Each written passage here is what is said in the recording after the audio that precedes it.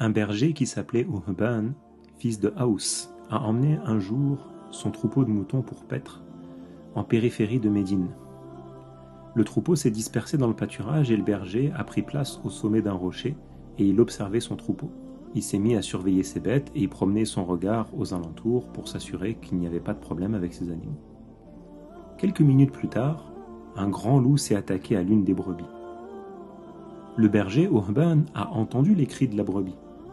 Alors il s'est élancé aussitôt en direction du loup, il a brandi son bâton et il poussait des hurlements, des cris pour faire fuir le loup. Et le loup s'est sauvé.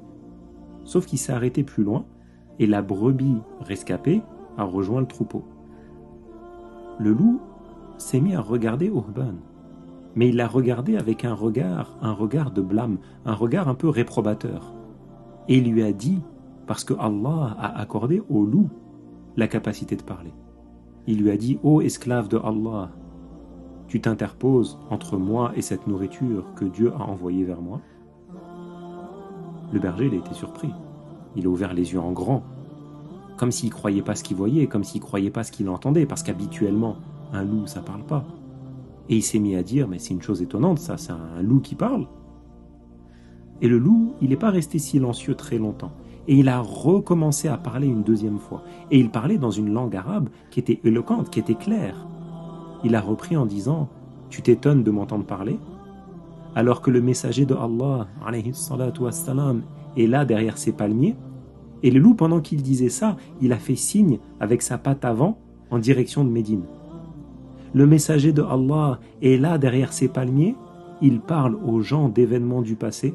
Il parle aux gens d'événements qui vont se produire dans le futur. Il les appelle à l'adoration de Allah lui seul. Et tu trouves parmi les gens qui ne répondent pas à son appel. Il disait au berger, toi t'es étonné d'entendre un loup qui parle, alors qu'il y a des gens qui sont encore plus étonnants. Ils ont devant eux le messager de Allah et ils ne suivent pas son appel, ils le rejettent. Le berger, ça l'a interpellé. Il s'est interrogé sur cette chose qui était étonnante. Il venait d'être témoin de quelque chose d'étrange, quelque chose d'inhabituel.